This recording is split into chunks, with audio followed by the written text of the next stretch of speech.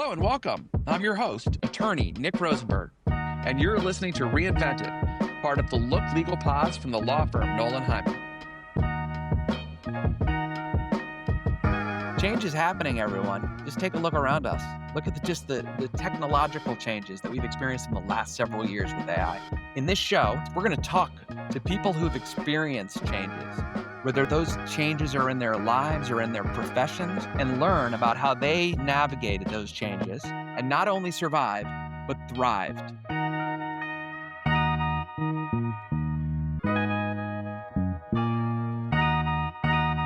Today, I'm really excited because I have a guest who's Brett Ward.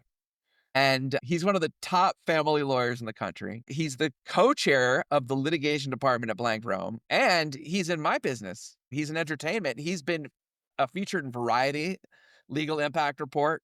He's one of the Hollywood Reporter's top Hollywood troubleshooters, one of the best lawyers in America, and he's pretty much on every other list that matters. Brett, you've built a career handling some of the most complex, high-stakes divorces and custody battles out there. And in the process, he has seen firsthand how the legal landscape is evolving, how family law is evolving, how the entertainment industry is evolving. And we're going to talk about Brett's reinvention. We're going to talk about if there is a reinvention of family law, the reinvention of his career from being a public interest lawyer to a high-priced, powerful Hollywood divorce attorney. And we'll talk about all kinds of other things, the psychology of conflict. Let's see what happens. Let's get into it. Brett, I am so excited you're here today. This is really cool. I'm so excited to be here with you, Nick. So I've known you since like the ultimate reinvention, right? The reinvention that we go through when we go from being children to adults. How did you determine that you were going to get into family law to start out? Like, you went to law school. Did you know when you went to law school, or did you go to law school like a lot of people and be like, I don't know what to do, I'm going to go to law school?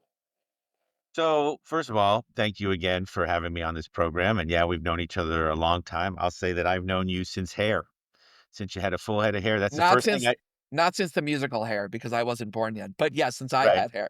right. And it was a full head of hair back in the day. And it's probably the first thing I remember about you is this puffy hair in the Yeah, it was cafeteria already again. like thinning a little bit. But yeah, I did have some. You're right. Yeah. So, but your question assumes the answer, which is no. I went to law school because I wanted to be a lawyer. It's weird. I took a high school class. I'll tell a bit of a funny story. It was like a remedial law class when I was in high school, and I was very interested in it. And I was supposed to be an AP English, and they wouldn't let me in. They said, "You're in AP English. This is not for you." And I remember my mother went to the school, went to the vice principal's office, and said, "I'm not leaving here until my son's in that law course." And I loved that course so much. When I was a junior in high school, I knew I wanted to be a lawyer, and it never wavered. I went to law school. I didn't know what different types of lawyers there were. You Well, see hold how on. But what did you love about the class? Do you remember? really just talking about the laws, the parameters, the Constitution. There's a lot of, in high school, it's a lot of constitutional theory and the Like like. And like good government, civics, right? Stuff like that. yeah, Yeah. and an extension of it. And history and politics was also an interest of mine. And this was just an extension of that. And it was a really excellent teacher who was a no nonsense teacher. And I just loved the course. And so I was always going to law school. It was never a question in my mind. So I got to law school. I have to tell you, the classes on contract interpretation and the corporate law weren't very interesting to me. I ended up doing this clinic, which was supposed to be like a family law clinic to try it. I got placed with the chief matrimonial judge for the state of New York, had a wonderful experience with her. Was that just Uh, an opportunity you saw? Were you like, this is something I might be interested in? Or you were like, man, I'm going to check everything out. This sounds like a good thing to check out. I would say more I was just checking everything out. Was it, real estate I was interested in? Was it trust in estates? Any of those subjects? And this was a clinic, and it was something that you were out in the world doing things. That was very interesting to me and appealing versus just sitting in a class and being lectured to. And I got to go to court every day and sit with the judge, and she had let me write a decision and really kind of gave me some backroom insight on the litigants and watching oral arguments. And I was hooked. I had a job with a big firm, but it wasn't in a great area. It was in New Jersey, and it was going to be a long commute for me. And I was talking to her about it, and she said, "I don't like that for you." And she's like, "Let me make a call." The next day, one of the top matrimonial firms in New York called me and offered me a job, like after interviewing with them for like 20 minutes. and I ended up summering with them. However, I had already started doing some civil rights litigation for a summer internship the year before, and they offered me a job, and I was foolish and said, "Sure, $30,000 a year seems like plenty of money to live in New York." So I accepted that job and did that for 4 years. So, and then Now blank 30,000 dollars is your hourly rate, probably. almost. It feels like we're going in that direction, my friend. So you're making $30,000 not an hour, a year, right? And you're working at a civil rights law firm. What are you doing there exactly? Um, so By the way, I do know the answer to these questions because I lived with Brett at this time. right, But right. keep going. Right, right, and that's when, we all had $5 to put together to buy ourselves, best wingers to Yeah, get. but it was good. It was fun. Those are good old days. I would go back today if I could.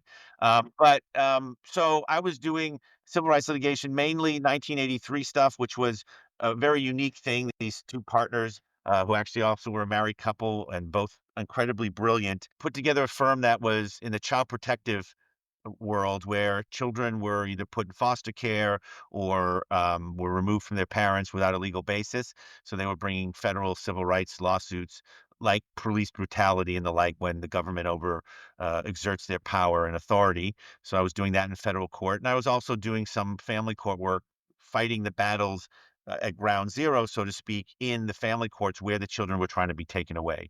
So I kind of had a family law uh, ish kind of practice, but with the federal civil rights element to it, and I loved it. I loved every second of it. Now I remember when this happened.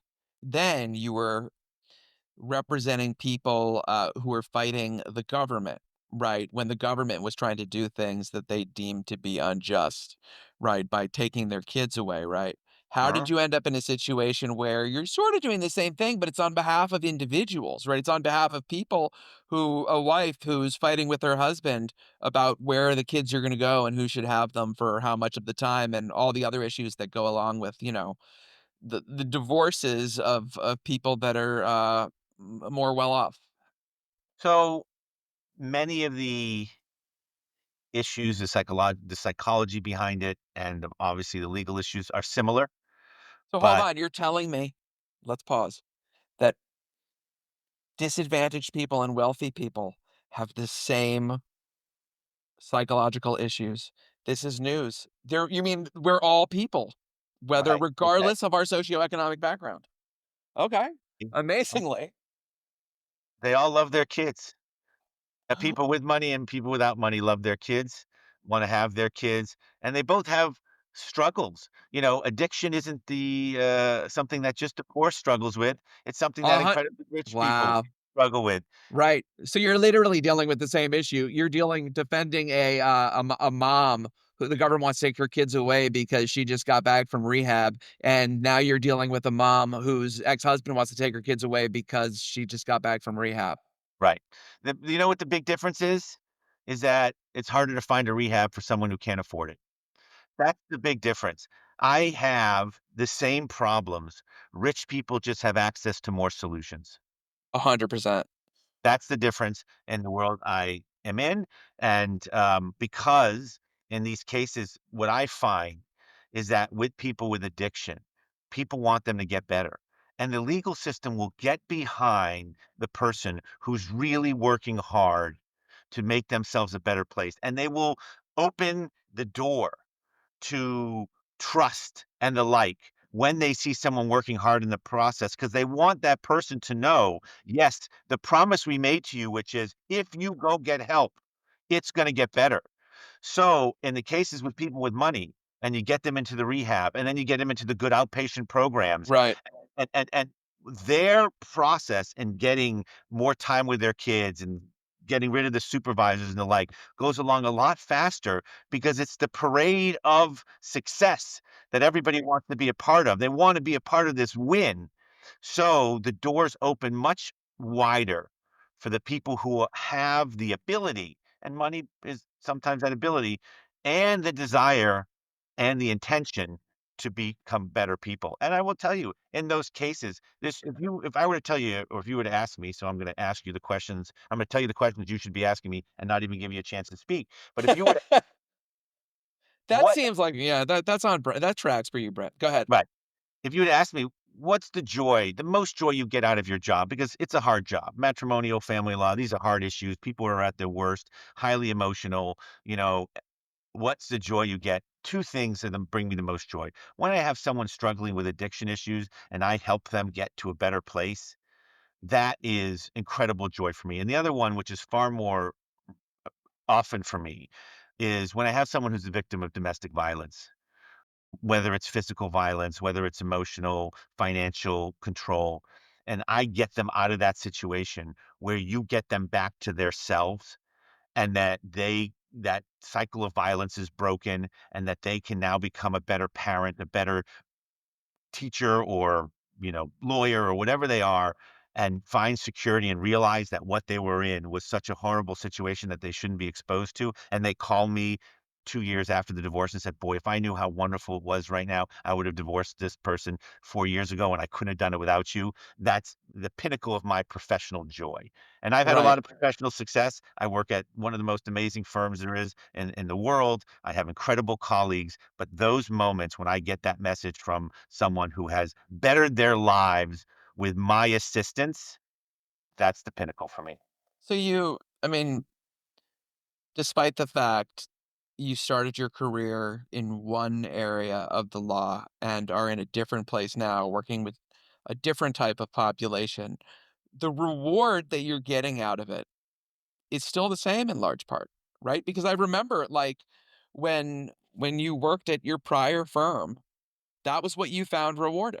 Because obviously, it wasn't the money based on what you told us, but you still have that. And it's like for people that are listening right now and they're thinking about how do I need to change in my life? Do I need to change? I think there's something instructive about that. It's like, what is maybe you don't love what you're doing right now for whatever reason, but what is the thing that you do like? And how do you find that somewhere else? How do your values remain intact when you change careers or change industries or change an industry? So I want to respond to what you just said, and then I want to ask you a question if I can. One of my dirty little secrets is that I love watching TikTok. Okay. And the things I like on TikTok, other than the food stuff, so I love to see what restaurants there are all over the world. So when I travel there, I can make sure I go to the top places. And then there's a lot of like, I have two dogs. I love animals. So there's all this, animal thing. But there's a lot of motivational speakers, guys like Simon Sinek, also who went to college with us, a little bit older, and other kind of people talk about leadership and motivation. And one of the things that I take from it is that people say, if you're saying like, I'm following my dreams, like I'm going to go to work to find joy and success, it's unlikely. You're looking in the wrong places. That's not work. Work is to go and, work hard, earn money, be great at it. It's finding joy in what you do, not having work be your joy. Yeah, my uncle always would say, if it was supposed to be fun, they wouldn't call it work. Right. Right? And it's like, there's some truth to that, right? They call it something else. Right. And that's what it is. It's that, look to be the best at what you do. That opens opportunities in terms of success and the like. But, don't go to work thinking this is going to be the best part of my day. Go to work saying, how can I make work the best it could be for me today? But I want to ask you, because you had a similar transition to I did. You came out of law school. We actually had the opposite kind of path. You went to law school, got a big firm, did really well in law school, got a big firm job, was doing the corporate thing, was a part of major deals, and found success. And people were taking you to different firms because they love working with you. And then you had been someone I know who had a passion for music your whole career, and you said, "Look, I'm going to make this transition into what was my passion." And you're doing obviously the kind of deal side of things, but I want to know, what gave you the courage to make that move? And of course you found the success in Billboard magazine and this and that, Yeah, and you have that going for you, and you're out there with the famous people that I'm kind of helping represent too. So where did that courage come from, you, or the motivation and the like? it's funny the way things turn out, right? When I first went to law school, the idea was, oh, I want to do this. I want to work in the music business, right? Put aside the fact that there might have been more direct routes to working in music, but I was like, I want to be a music lawyer. That sounds good. But like, in a way, doing well in law school was sort of threw me off the track because then I sort of found myself in the rat race of being at Fordham and doing well and seeing all the other people doing well and then getting in the, "Oh, I wanna do the whole, like, get a job that pays a lot of money and not think about what I went there for." So to your point, I mean, I ended up working at a big law firm, but then a funny thing happened, which wasn't funny at the time, which is that the first law firm I worked for just went out of business after a year, and I was able to very quickly turn around and get a job working for an entertainment lawyer, somebody who did music, somebody that I knew before law school.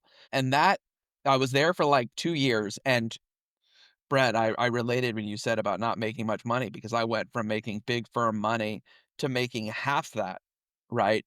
And felt lucky at the time because this was, like, right in 2007 when, like, the shit was hitting the fan, and I was like, "Man, making half the money right now with only a year experience under my belt, that's pretty good."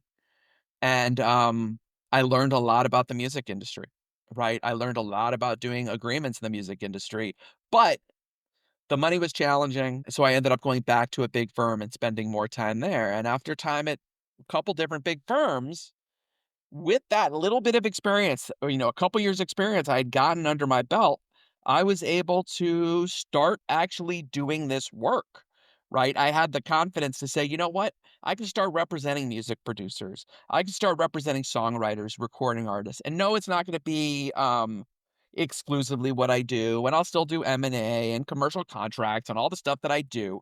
I was luckily at firms, big Am Law 100 law firms that were sort of like, "Hey, as long as you're getting your other work done, bring clients in, we don't care." They don't pay, I mean, it's and they did pay, they just didn't pay, it wasn't like, guys that are paying hundreds of thousands of dollars of bills, they're do whatever you want. So I was able to take clients in, work on these matters, and eventually I got to a place where I was like, "You know what? I'm making enough money in this practice that it doesn't mean much to my firm, but it would mean a lot to me." So I took that money and I went out on my own, right? And I started my own firm. And then in doing that, I started working with some folks at where I am now, Nolan Heimann, on a deal. And like, it was a blessing because I started working with a woman, the founding partner of Nolan Heimann, Wendy Hyman Nunez, and she and I just like hit it off right away on the deal that we were working on. And she was like, "You should come to our firm. We don't have anybody who does music." And I was like, "That sounds like a great idea. I'm going to do that because I'd rather work with people than work on my own. And you guys are awesome." And yeah, that's how I sort of got where I am. And then I had the opportunity to reinvent a little bit there also because I've been doing a lot more work in areas beyond music and TV. I've been doing a lot of work in outdoor entertainment, immersive entertainment, which has been really cool. And I've got to work on some really cool big deals. So yeah, that's basically it. And I don't think I've told that story on this show yet. So thanks, Brett. I appreciate Yeah. that. So I have one more question, even though I'm not the host. No, be the That host. that question is, I know before you went to law school, you had a few different jobs, hot jobs, Thompson Bank Watch. I think you Yeah. dabbled in the mortgage-backed securities before that thing blew up, but I know that was short-lived because you saw what how awful that whole thing was, I think, the 3rd day at work. But how much do you think working in New York, low-level positions, not making a ton of money, influenced you and not going into the music industry right away, which would have been a kind of continuation of that low level thing, and instead making the bigger bucks right out of law school and at a big firm? Boy, I wasn't prepared for these questions. I think it made me realize, well, also I was at a different point in my life when I went to law school because I had done those things before and I had less patience for not making a lot of money. And not that I ever when I graduated even from college was like making that little money. I like sort of was able to get into jobs that paid me all right. But I think it made me realize like I think I understood better at that point that it's better to sort of get broad-based experiences that have application in a wide array of things than it is to be really, really narrow cast, right? And I had seen that based on what I'd done before because what I started my career doing was sales. And this is before law school. And with sales, I realized, wow, like sales has applications in so many different businesses. I mean, you and I, we do sales now, right? Every business, Every every business. business. So I think seeing that sales like that I could take doing sales at Thompson Financial and I could take that and I could go to hotjobs.com or I could sell mortgages, or I could sell lawnmowers, right? It sort of made me realize, you know what? Get a big skill set first, right? There's something to be said about that. In other words, understand when you work in the corporate department of a big law firm, you're seeing all kinds of contracts. When you're working on M&A deals, you're understanding industries in the big picture. And you're seeing a lot of their agreements and what they do. And you learn a lot. You know, it's somewhat shallow, but like a lot of the time that's what you need, right? Shallow's fine. Because you just need to know enough to know how to ask the right questions and get to the next thing. And that's something that I think that I'm pretty good at is like taking little bits of information, integrating them, and then asking the right questions. So I think that experience early on and seeing how big skill sets that can be broadly applied will have greater application is what led me into being like, you know what? Don't just jump into like doing music publishing contracts right away. Right? Because the fact of the matter is, and this is no disrespect to my colleagues, but like, the people who have only done that, like they don't necessarily understand a lot beyond that. And that can be really challenging. Or to the extent they do, it just takes them a long time. Right? 'Cause they have to see a lot of things because usually it's the same thing over and over again. And I imagine, Brett, from in what you do, you almost have the experience of a corporate transactional lawyer because when you're dealing with these business people and you're sort of taking apart their lives and their businesses, you have to look in a lot of stuff in a lot of detail, right? You need to understand, what's going on with Fund 3, right? Before Fund 4 can start, because that's going to have an impact on your client or your client's former wife or whatever it is. So you got to like dig into a lot of these issues, I would imagine. There is a part of this which is a jack of all trades, but I want to, and bring back something you just said because the aspect of transformation in this podcast. What you just said is probably the thing I give advice to any young person, which is to get the most broad-based knowledge you can get on anything because industries change, industries die, new industries pop up. But the more experience you have in a broad based way, the more you're able to adapt as things change and as you need to change. And when people with a limited scope, because of technology and as fast as it's going right now, there will Uh-huh. be industries that you and I were crucial when we came out of college that will be dead Dad. if they're not already dead. And by the And if way, that's dude, you're so spot on. Keep going. Say But more. so what you just said, I think, is probably one of the best themes you can have in terms of being prepared for the transformations in life is to have these broad-based knowledges about stuff. And again, I represent people who are the CEOs or big deal makers at these firms. A lot of these people started out as these analysts who went and looked at every little detail of a company. And by learning the smallest details of this company, I mean, they went to the sites, looked at the production facilities, did all this. That is how they are now in their positions making $10 million a year, analyzing what a good deal or bad deal and advising people on these major, massive front page of the New York Times mergers that they started literally looking at the books of the smallest companies there were and understanding all the interworkings of them. By like And getting on a Southwest flight to Des Moines, right, to go spend time with the guys who work on the assembly line. right.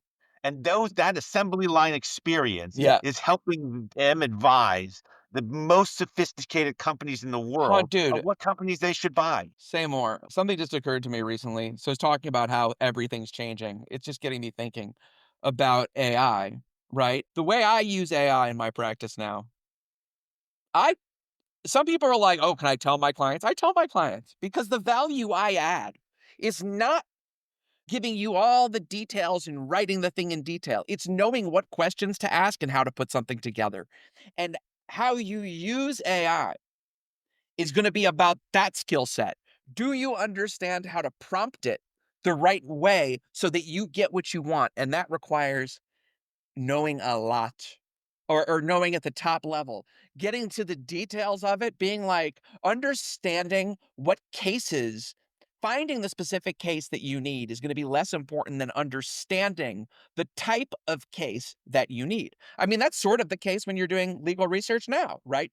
You're starting out thinking like, yeah, maybe you don't know all the cases, right? But you know what you need, right? And you're going to send somebody to go find it, right? And now, maybe, or less so, it's a junior associate. But at some point, it's going to be like, Lexus's Chat GPT. Hey, be like, I need a case about that's going to say this, right? Find this for me. But that's the work, right? We all, too often think that the work is like the hitting the hammer into the nail. I was working with a client recently, and we needed to come up with a term sheet. And it's like, I'm not drafting a term sheet. I'm not going to sit down and write term sheet at the top of the paper, make bullets, format the whole thing. No, I'm going to be like, this is what I need in my term sheet. What can you come up with? Okay, that's cool. What if we did this, this, and this? Does that make sense? But that's because I have that experience, right? That you're talking about, that broad-based experience. Have you guys, like, at Blank Rome or in your own practice, have you started incorporating AI at all? Do you have any tools yet? Yes, 1,000%. We have multiple tools here. We have both the legal research tools.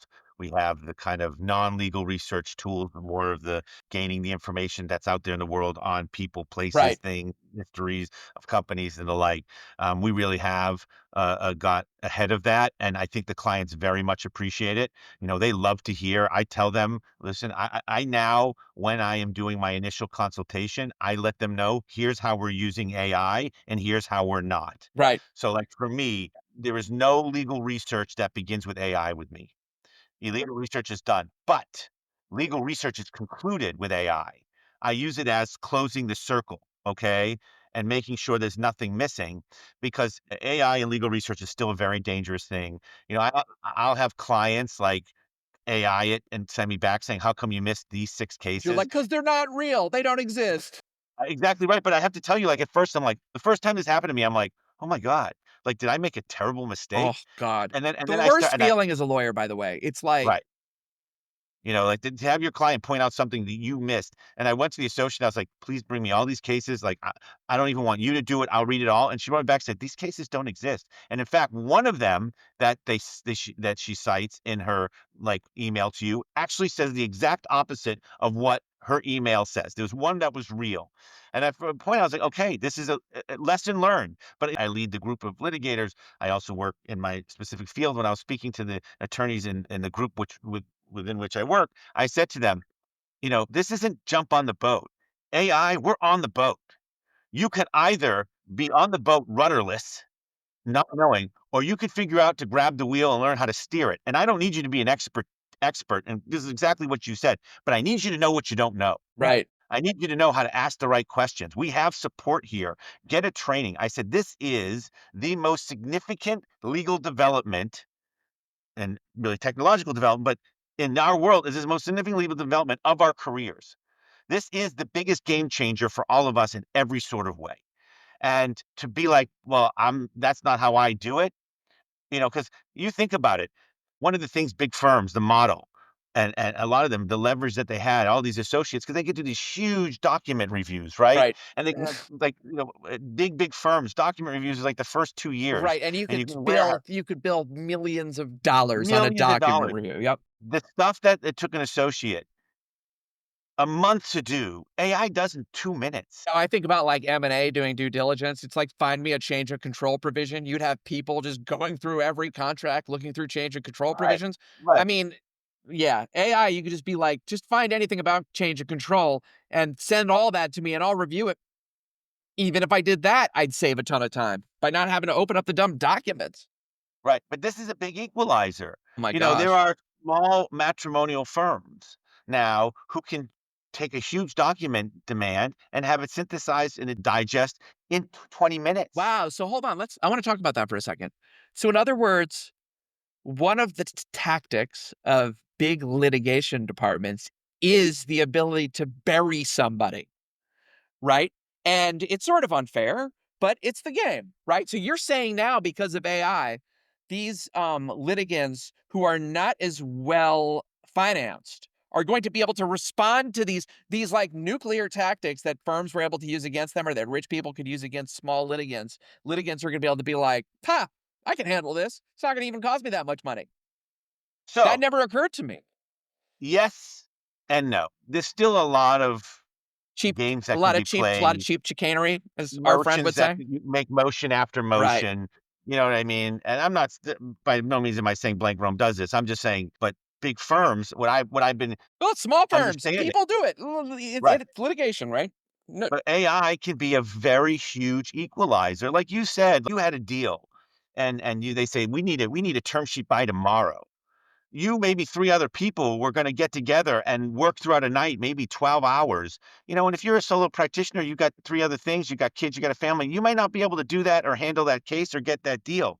But now that person can probably do this thing in an hour and a half with the AI aided. That is a huge equalizer in the legal industry and in many other industries, I'm sure. But in the legal industry, a huge equalizer because the manpower is no longer individuals, it's the computer. A lot of that manpower has been taken over. So, what I tell and advise my people is, now what value are you bringing? Because I'll tell you one of the values, availability. I always say the best ability is availability. Are you the one taking the calls from clients at nights and the weekends? Because that is still a benefit you can give. That's still the first class white glove treatment you can give to clients. Are you honing your trial skills or your oral argument skills? I am literally going this weekend. Actually, when this is over, I'm heading up to Saratoga, New York for the State Bar, New York State Bar Family Law Section CLE, which I'm giving and helping put on this oral argument skills because that is still a differentiator. AI is not going to argue a case in front of a judge. So what you need to do now is just working hard and working a lot may not be the differentiator it used to be. So you got to find other ways to to give differentiate. that premium service to deserve the premium fees. Right, so it's like, you gotta think about, it's not just, you gotta be the best at everything. It's like, no, what are the things that you need to be the best at? You know what just occurred to me as you were saying that? And I'm sure somebody's written about this. The impact that AI will have on pro se litigants, right? Like, we're probably gonna see a lot more of that now. I've seen pro se paperwork, and I'm impressed when anybody I'm impressed when any non-lawyer can, respond, can file a complaint, even if it's lousy, right?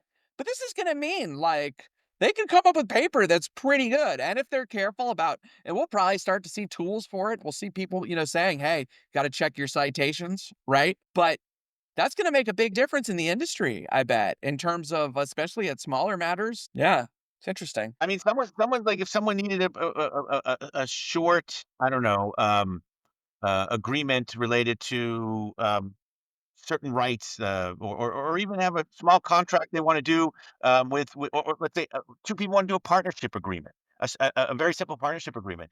I don't know that they need a lawyer for that No, anymore. I don't think. I They mean, could find that in 5 minutes. they You know what I mean? And probably find 12 different versions and what's this and that. Maybe just talk to a friend for 10 minutes. But yes, I agree with you. These transformational things have to be thought about. You know what I mean? And the people who right now are figuring out what AI is going to cover and how they are going to excel in the areas that AI can't take over, at least in the short term, because maybe it could take over everything at some point. But those people who are gonna, thrive. I don't know if you've like heard the analogy. If you ever heard of 11 Madison Park, the yeah, restaurant of course. here in New York. And again, this is like my TikTok knowledge, but they tell a story of how the owner was like the 50th ranked or 100th ranked restaurant in the world, and he wanted to be number one. So he took everybody to the number one restaurant in the world, and he had them go to a couple dinners there. And he said, "Okay, what did you guys notice?" And they said, "Oh, they do this well, this well." And he said, "I don't care what they do really well. What didn't they do really well?" And he said, "Because that's what we're gonna master at our restaurant." All right. And like I think one of the issues was like they like, the coffee was pretty mediocre. And he's like, we're gonna have a sommelier of coffee. We're gonna offer different coffees and we're gonna make that the best thing at our restaurant. And that's what, kind of the analogous situation here. It's what Netflix did with Blockbuster. Blockbuster, Netflix found the three biggest problems with Blockbuster. One, you had to rewind the video. Two, you didn't get to keep it for as long as you wanted. And three, the store had to be open when you wanted it to get something. Netflix solved those three problems and blew them out of the water. That's what we have to do now with AI. We have to find out what AI is going to control, all right? And then do what it doesn't do the best. Dude, those are gems. It sounds like you're really taking to it. I would imagine that there's a lot of lawyers out there that are completely resistant to this. Do you find that? Are you coming? across those people, or is Blank Rome taking a very sort of aggressive stance and saying, "Hey, you can't be resistant to this. This is not an option for y'all." So I would say it's somewhere in the middle, but closer to you can't ignore this. We are drawing the analogies for people about the value of this. It's just like anybody who used to say, I don't use Westlaw or LexisNexis. I go to the books.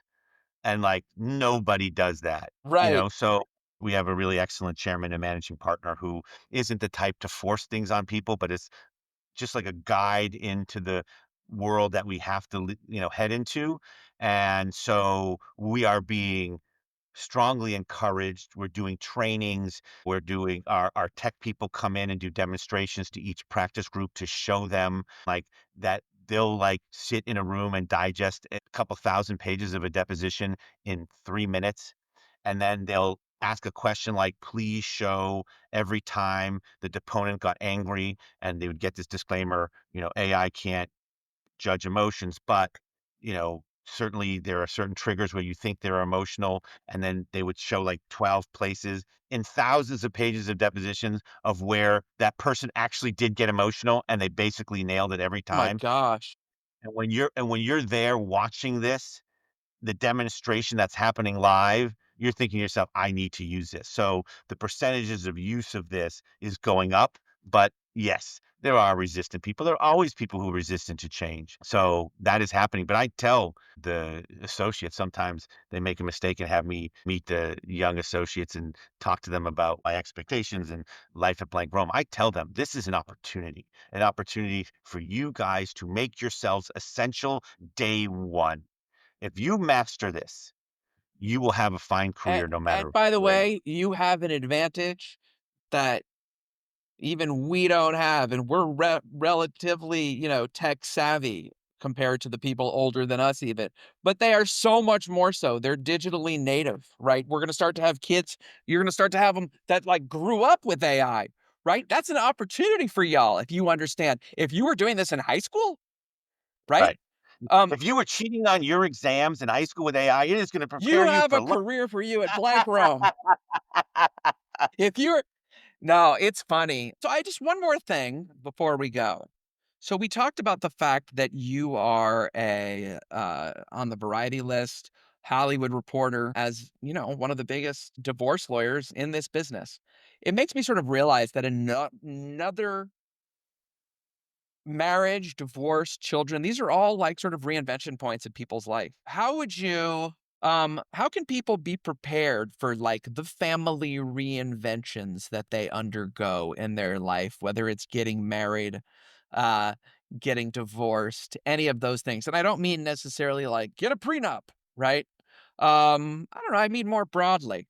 How is it going to impact them? How can they change? I would say to you that most of marriages don't work out because people don't change. Right, Okay? That's what it requires, the ability to change, the willingness to change, to understand that at different stages of your life, you're different, all right, and are different, and you have to manage your expectations. You go through this period of total dependence on your family, then you hopefully go off to college or you go to work and or you go off to the military service and it's total independence, right? And then you start to meet someone, and then you have to get back into the codependency situation. And then you get in children and you lose your independence all over again. And, I was speaking to a family member recently who has young kids. And we were talking about vacation. And I had to break the news to him that once you have kids, you don't have vacations anymore unless you can find a way to go away yourself or with your wife without the kids. You are just traveling somewhere to give your children a right. vacation. Your kids Okay. get vacation.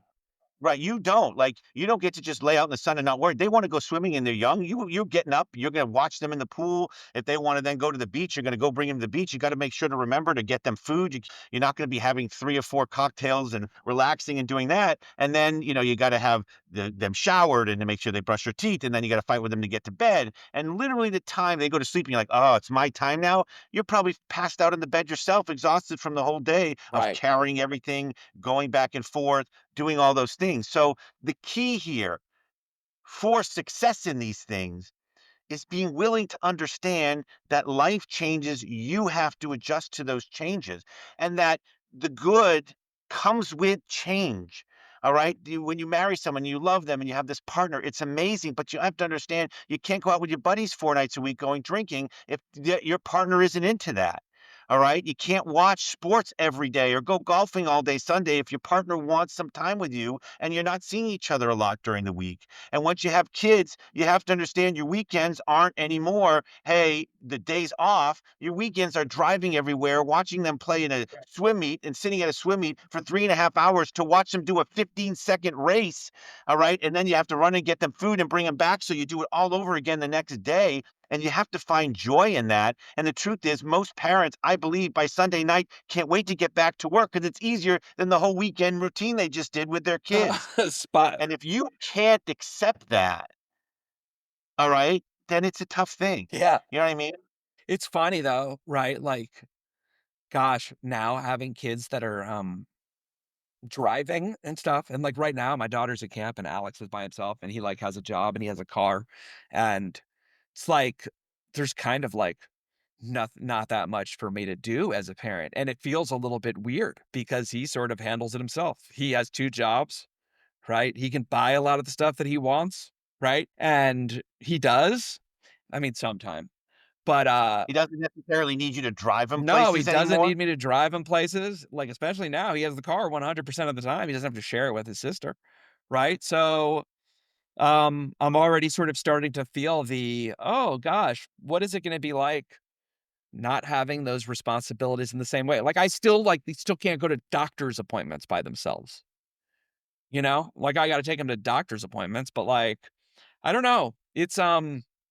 And it's like, then there's the next stage, right? Reinventing oneself after, their kids aren't in the house. Well, I want to actually, because again, this is something relevant to my life right now. And my son said, I want a specific vacation with you, Dad, this summer. I want to go away. And, my wife was like, that's kind of hard and, unfair. And we have other trips. And in the end, I had to make a very difficult decision to have a talk with her and say to her, look, I need you to know everything you said about this is right. It's an entitled thing my son is asking me. We have other trips. That should be enough. But in 2 years, my son's going away to college. And I'll be desperate if he'll come home and spend a vacation with me. 100%. And the fact that he still wants that now, I have to take that opportunity. And that piece of it, I think is also something that would bring, going back to your last question, a lot of good to everybody's life if they realize that no phase of your life lasts forever. No. You can live in that moment and appreciate it and not miss opportunities while you're living in the moment and realize. And I was a late bloomer. In college, I probably could have gone to class a little bit more. I We all could have could've. taken it Yep. seriously. And I did well, but I could have done better. And it wasn't until law school that I got really serious about my academic studies. But even then, I wish I had, not that I went to the class because I would have gotten an A plus instead of an A. I wish I went to the class so I had the knowledge. You know what I mean? That knowledge, I would sit in that class right now if I could to gain that knowledge. And it took me until a little later in my life to realize that appreciate where you are. Appreciate this place. I just turned 50. Do you know what I mean? That was a big emotional birthday for me. I couldn't care less about birthdays, but this one hit hard for me because you look, no man in my family has made it to 80 that I'm aware of. Wow. So I like to say my That life is is half over.